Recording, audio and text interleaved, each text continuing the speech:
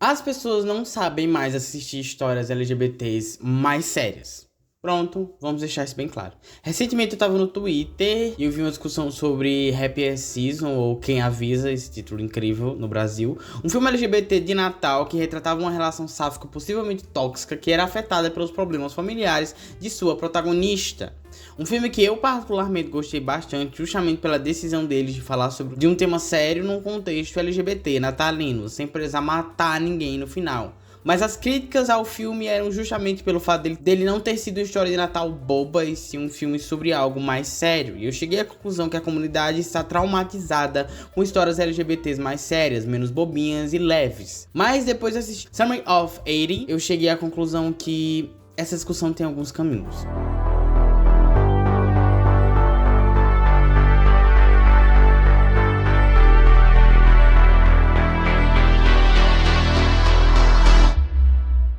Summer of 80, nos primeiros 5 minutos do filme, olha na cara do espectador e diz: olha, isso é um filme de romance, mas esse personagem aqui morre. E você vai acompanhar como ele morre. É um filme sobre como as pessoas lidam com a morte. É um filme de 2020 que conta a história do Alex e do David, que se conhecem depois que o David salva o Alex de um acidente. E a gente vai assistir o romance deles até a morte do David. Então o filme brinca de ficar indo pro futuro e pro passado e mostrar o luto do Alex em contraste com o romance deles dois.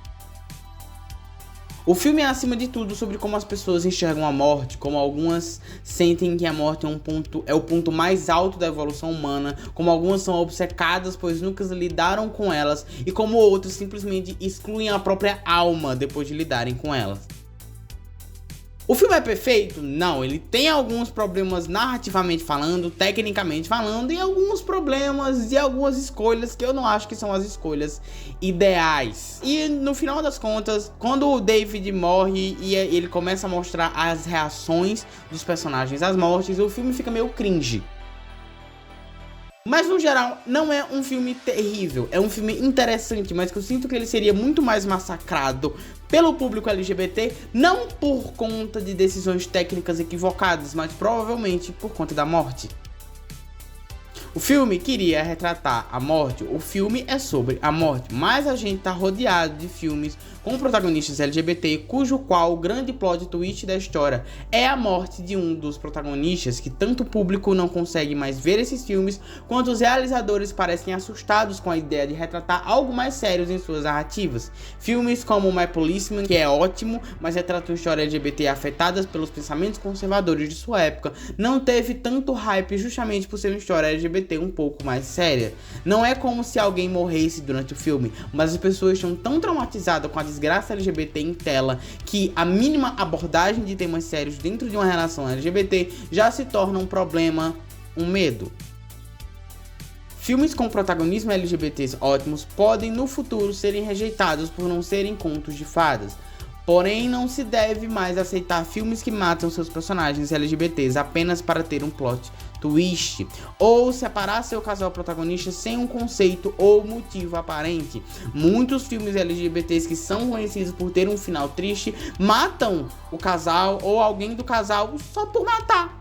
Só porque sim, só porque aparentemente é a única forma de fazer o casal não ficar junto. Mas eu vejo outros filmes onde tem toda uma narrativa sobre primeiros amores e amores que não dão certo, e como as pessoas decidem se conhecer melhor após um amor que não deu certo, que são narrativas LGBTs, e que as pessoas ficam revoltadíssimas quando o casal não fica junto no final, sendo que a história do filme não era necessariamente sobre o casal ficar junto, e sim sobre o seu protagonista se descobrir. Center of My World é um grande exemplo de um filme que não necessariamente é sobre o romance que retrata, mas sim sobre o seu protagonista se descobrindo a partir desse romance. São ótimos filmes que não necessariamente vão ter um final de conto de fadas Heartstopper, vermelho, branco, sangue azul, que todo mundo espera, mas que não são apreciados e aclamados como deveriam, justamente por não serem tão fofos.